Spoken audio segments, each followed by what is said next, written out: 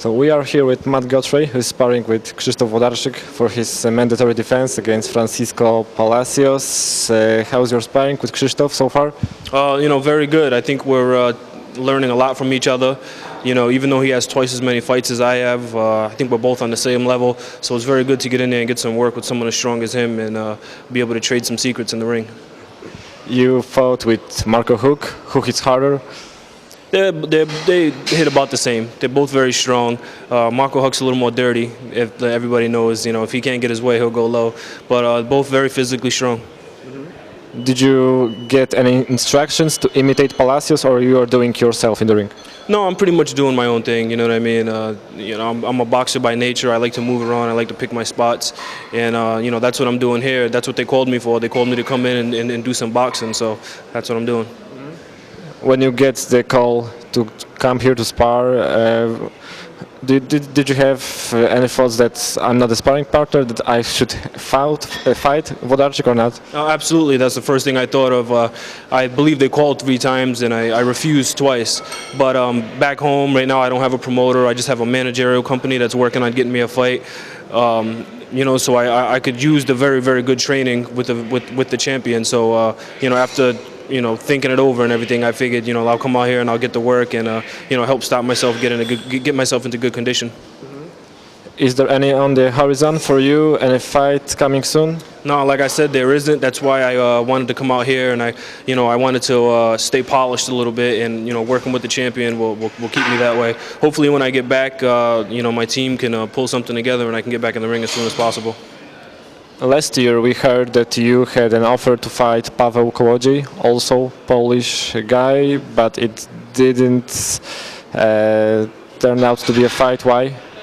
Well, at the time, I didn't have a promoter, so I didn't have that strong backing behind me to be able to come to another country and have the promoter help out with some of the things that it's the politics of boxing. If I'm coming out here by myself without a promoter and everything, the fight goes to a decision, I have no chance. So one of the reasons why we didn't take the fight was, we didn't want to come out here, put on a good performance, and it goes to decision, and I don't win the fight. So that was one of the reasons we turned it down. It's not a mandatory fight. If it's a mandatory fight for a championship, then I would come out here because all the judges will be neutral. But at this time, it just didn't make sense to come out here and fight a fight like that wasn't mandatory. Seems like all your problems started when you backed down from Cunningham fight. No, I didn't back down from the fight. That's what people don't understand. The fight was canceled. It was canceled earlier in the week, and then later on in the week, after I had left camp, they tried to make the fight happen again, and I said no, that's not, because that's not how I do business. You don't do that. You don't have the soccer championship, whatever they call it here, right? The soccer championship, and they cancel it a week before, and then say no, we're going to do it again. You don't just do that. I'm a professional. I wanted to be treated as a professional, so I refused to have the fight, and it worked out good for myself and Cunningham because 1 month later he fought Troy Ross and he won the title, and he made about 10 times more money than he would have for fighting me.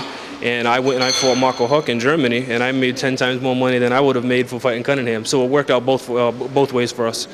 It seems like cruiserweight division isn't too popular in the US. No, not anymore. Because all the big guys are here in Europe. I mean, there's 6, 7, 8 cruiserweights in the gym every day when I come in.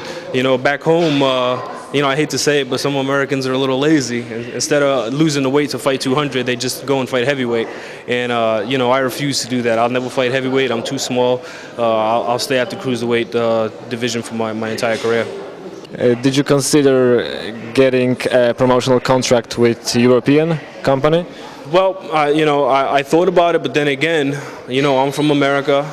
They don't know me. I didn't want to come here and be used as an opponent for some of the other fighters who are coming up too. You understand? So I'm in a difficult spot right now in my career. Hopefully, I can get a promoter back home that can put a strong backing behind me. But I didn't want to come to Europe and get a promoter because I didn't want them to try to use me as opponent, and I go and I fight good fight and still lose decision. So that's one of the reasons why I haven't gone that way yet. I'm still thinking about it, but I haven't gone in that direction yet. And what's your prediction for the Palacios-Włodarczyk fight? It's going to be a great fight. No, honestly, I don't. It's tough to pick because Palacio moves a lot. He's a good boxer. The champion is very, very strong. But Palacio hasn't been in a big fight like this in another country against the world champion with all the fans and everything. So it's difficult to say how he's going to react. If he comes out here and the crowd doesn't bother him, the fight can be interesting. But if he comes out here and the crowd gets to him, the fight may not go to distance. But I think the fight will go to distance. I think it'll actually be pretty close because Palacio's a pretty good boxer. But the champion is the champion for a reason. So I think the champion can pull it out. Palacios is switching from orthodox to southpaw in the ring. You're also doing this. How do you see Włodarczyk is dealing with this kind of style?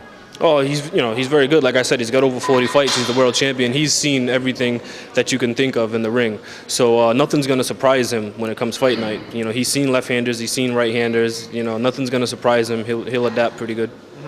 So do you see experience as the main difference between Palacios and Włodarczyk? Yeah, absolutely, because they both have a very heavy punch. Palacio moves a little bit more, but I think the experience for the champion may take over.